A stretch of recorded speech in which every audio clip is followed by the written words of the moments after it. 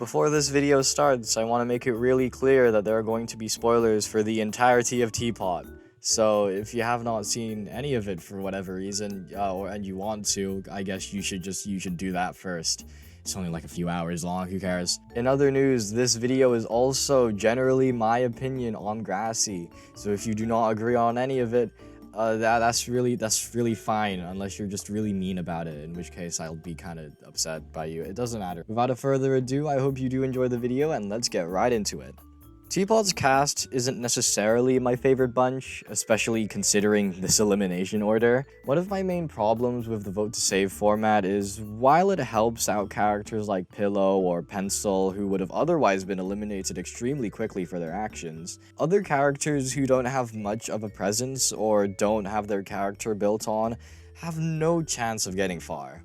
A lot of the characters who were eliminated in early Teapot mostly consisted of characters who I personally think were screwed over by the writer's switch.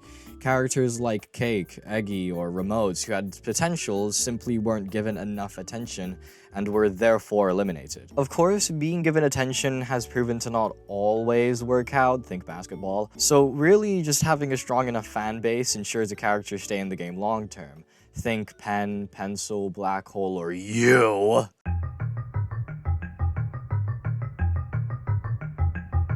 By Teapot's start, it wasn't hard to see that there was a good bunch of people who didn't really like Grassy, me included.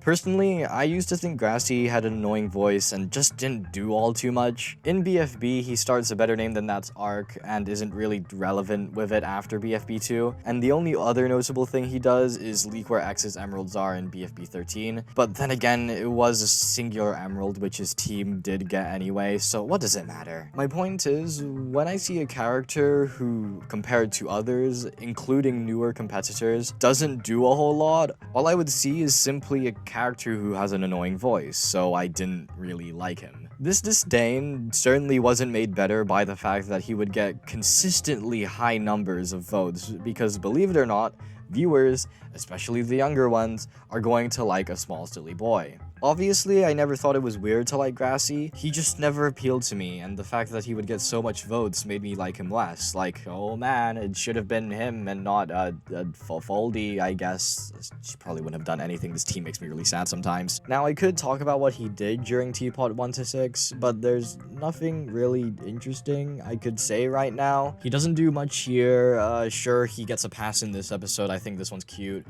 This one's also passable, I suppose. He's dying in Teapot 4, and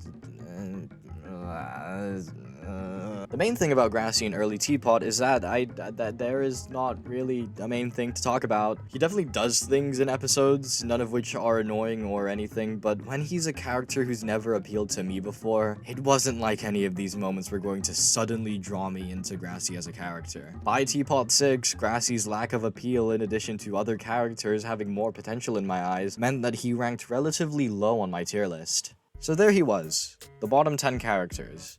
I disliked him to a very slight degree. It wasn't like I wanted him dead or anything, but he didn't do anything that made me care about him. Back then, he ranked number 67 out of 72 characters or so, and nowadays, he's at rank number 41. That's a jump of 26 spots, which is definitely surprising to see for a character who stayed in my bottom 10 for so many years. What exactly happened for Grassy to make such a huge jump?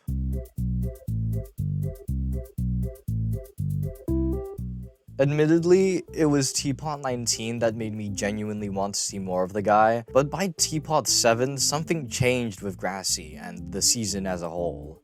The risers started doing stuff. With Grassy in particular, they gave him the comedic trait of a small silly guy who's also strong now. And while it's for comedic purposes, it is something new and fresh for the character, and I do somewhat like it. This also sets up his friendship with Snowball, a character who explicitly prioritizes strength over literally anything. And I do think this duo's dynamic was written well enough, despite the fact that Grassy's supposed friendship with Basketball was just completely forgotten about.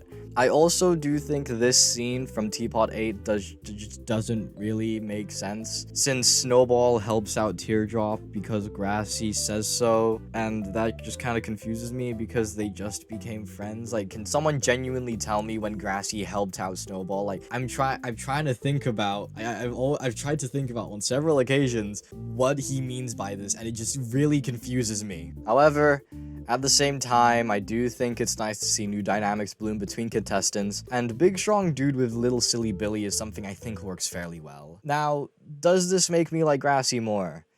No, not really. He still didn't show much outside of being silly and also strong now, I guess, but at least you could say he's not just saying... Okay, yeah, you're gonna have to give me a second for this one. I'm Grassy! I'm whatever, dude. You know what I'm trying to say. He's putting in effort and has received some kind of growth, albeit it's off screen, but I do not think we would need a several episode arc about Grassy getting stronger. It was fine and fit the character to have that occur for pure comedic purposes. It does feel unfair to not point out the nice moments Grassy gets in episodes I haven't talked about, so to make it quick, in Teapot 12, Grassy,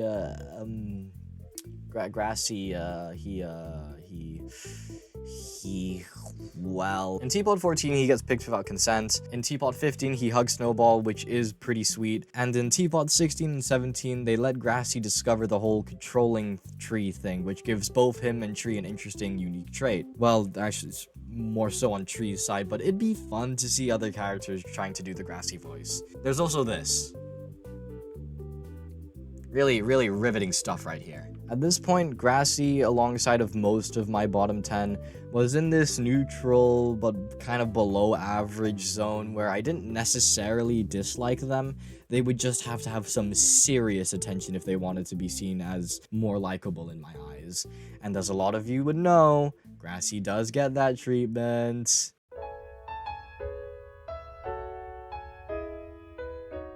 I found Teapot 19 to be a great episode, all things considered. However, something that really caught me off guard this episode was Grassy. After losing Snowball, Grassy, instead of trying to be strong and independent, takes Snowball's last words of inspiration the wrong way and clings to the next strongest person he could think of. But after being denied several times by that, he just starts breaking down and cries. Now, while I find it hard to believe you can take this any other way, I do take this sadness to be out of loneliness, abandonment, and just being scared. Grassy's had supportive friends for so long that now that there's no one left who's really close to him, he doesn't really know what to do. He's alone, and that evidently scares him. The last scene of the episode where we see Grassy crying in the dark reddish vent as his victory fades into the corner of the screen was the most surprised I felt by a Teapot episode. It doesn't matter that he won the challenge because he lost his friend and he feels lost without him. The thing this episode did to make me like Grassy so much more was that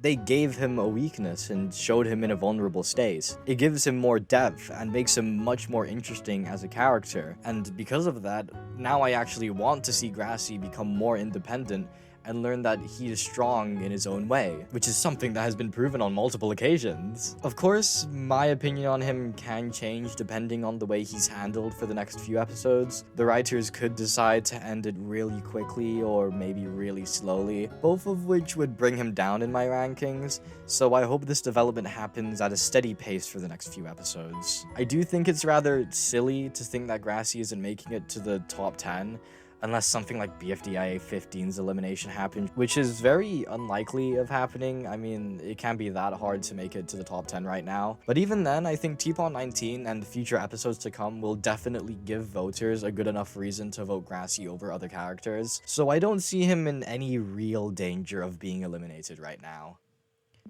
I am glad they made me happy having Grassy being in the final 15.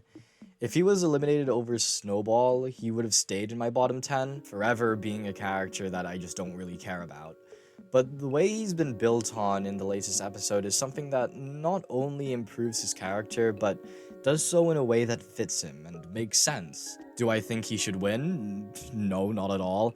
I'd prefer it if most other characters went over him, but that doesn't negate the fact that I'm starting to like Grassy.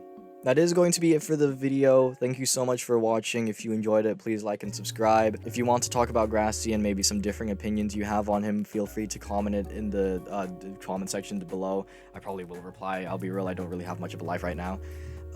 And if you want to take anything away from this video, it's that if you want to avoid the meetup episodes, go to a completely different continent. That's what I did. Yeah, it went pretty well for me. Yeah, that's gonna be it for me. See ya!